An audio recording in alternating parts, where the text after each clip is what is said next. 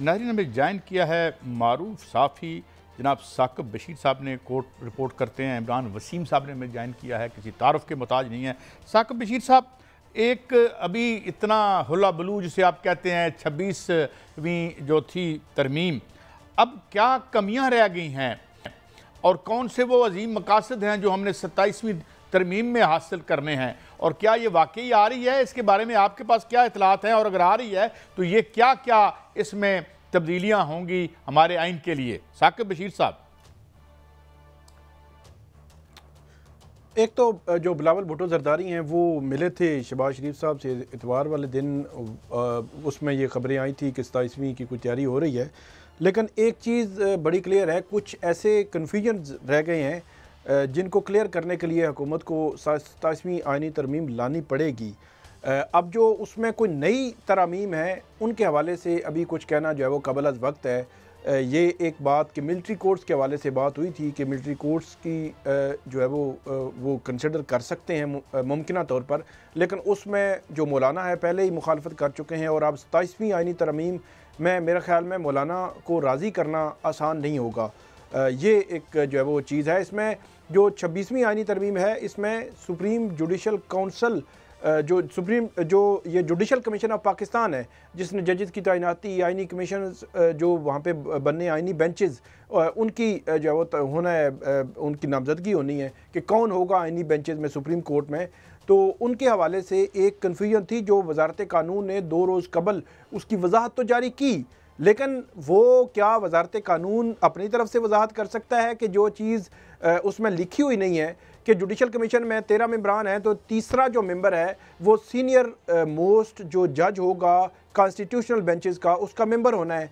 अब उसमें ये लिखना ज़रूरी था कि पहला इजलास उसके बगैर होगा, क्योंकि जब तक कि कॉन्स्टिट्यूशनल बेंचेस जो है वो उसमें नामजदगी नहीं होगी तो उसका हेड जो है वो या सीनियर कैसे जो है वो उसका मेंबर बन सकता है। तो ये लिखा नहीं गया। अब वजारत कानून ये तो कह रही है लेकिन नहीं, बैठेंगे और कर लेंगे, लेकिन जो जुडिशल कमीशन की तश्कील है वो 13 मेंबरान है, वो तश्कील ही पूरी नहीं, तो फिर वो कैसे इजलास होगा? इजलास तो ये जिस तरह वजारत कानून कह रही है कर लेंगे, लेकिन ये एक कन्फ्यूजन रह गई है।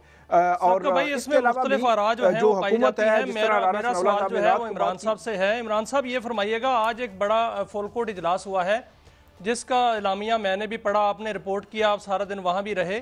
2 जजेस उसमें इडहाक जजेस जो थे वो नहीं थे, जो कि काजी फाइसा साहब ने उनको बाकायदा तौर पे जो है अपॉइंट किया था, वो उस इजलास में नहीं थे। क्या वो उस इजलास में उनको बुलाना जो है वो लाजमी नहीं था, या अब ये फरमाइएगा क्या वो रहेंगे? देखें मियां शाह साहब, जो आपने सवाल पूछा है मैं उसको समझ पाया हूँ। आवाज़ आपकी जो सवाल था वो कट रहा था, लेकिन ख़बर यह है कि दोनों जो इडहाक जजेज़ हैं, जस्टिस तारिक मसूद साहब हों या जस्टिस मज़हर आलम मियां खेल साहब हों, उन्हें आज फुल कोर्ट के इजलास में नहीं बिठाया गया है। लेकिन इसमें एक तो ये खबर भी होगी कि उनको फुल कोर्ट के इजलास में नहीं बिठाया गया, लेकिन इससे हटके जो खबर है कि जब ये फुल कोर्ट का इजलास बुलाया गया था तो फुल कोर्ट के इजलास का जो एजेंडा था वो इन दोनों जजेस को भिजवाया गया था। दोनों जज साहबान को इंटीमेट किया गया था, इन्फॉर्म किया गया था कि आज फुल कोर्ट का इजलास होना है। और जाहिर सी बात है कि जब आपको एजेंडा भिजवाया गया है तो आपने उस इजलास में शिरकत भी करना थी।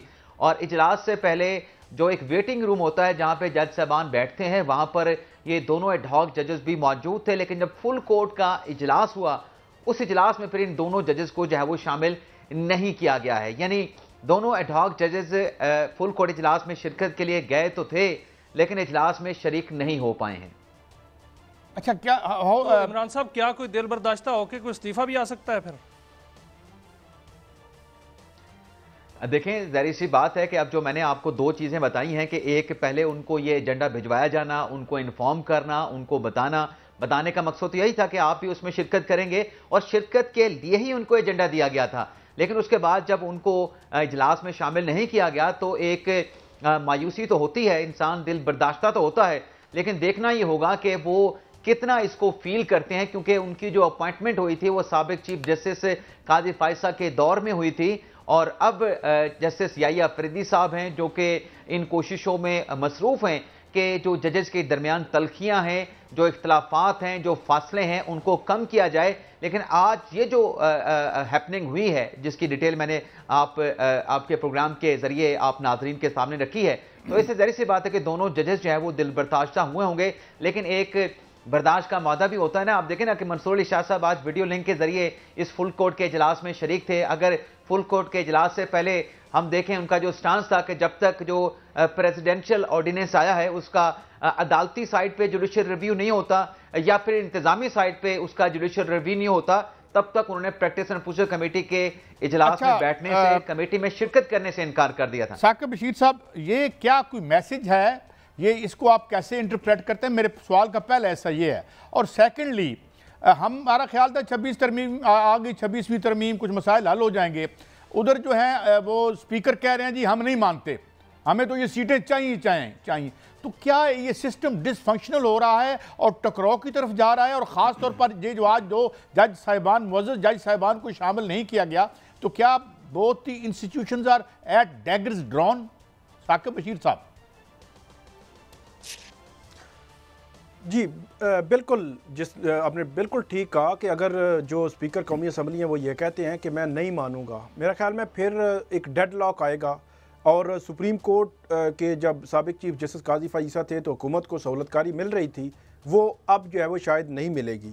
उस तरह का प्यार मोहब्बत भी शायद नहीं मिलेगा, क्योंकि उन्होंने पहली तकरीर में ही बड़े वाज़े किया कि अब जो है वो इदारों का जो एक रेड लाइन है, जो इख्तियारात की तकसीम है, उस पर जो है वो अमल होगा और वो प्रिवेल करेंगी। ये एक बड़ा क्लियर जो है वो मैसेज था और मैसेज है। और सबसे पहला बड़ा चैलेंज उनके पास है ये कि सुप्रीम कोर्ट के फैसले पर कैसे अमल होना है।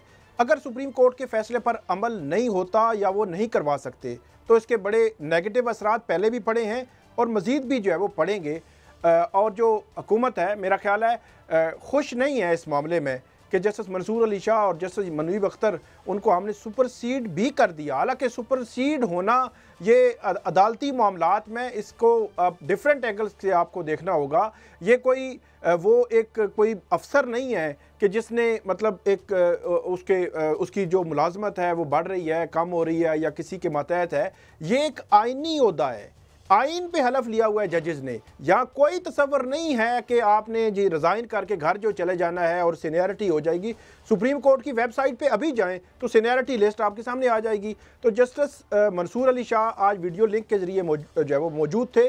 आज की जो जितनी आप फुल कोर्ट की वो जो प्रेस रिलीज़ आई है, जो एलामिया आया है, वो पढ़ें तो जस्टिस मंसूर अली शाह के ही 2023 की जो उन्होंने तजावीज़ दी थी, जो एक मैकेनिज्म बनाया था कि पेंडेंसी कैसे ख़त्म करनी है। लेकिन साकिब बशीर साहब, ये भी अगर दूसरी तनाज़ुर से देखा जाए तो फिर जो अभी इमरान साहब बात कर रहे थे कि जस्टिस मंसूर अली शाह और जस्टिस मुनीब ने तो फिर मान लिया ना कि जो ऑर्डिनेंस है, वो पहले कहते थे कि ऑर्डिनेंस का मामला पहले हल करें फिर हम उस कमेटी में आएंगे। वो कमेटी में भी आ गए, फिर वो जुडिशल फुल कोर्ट में भी आए, तो फिर 26वीं आईनी तरमीम भी मानी गई, ये सारा कुछ भी माना गया, तो फिर अच्छा हो गया।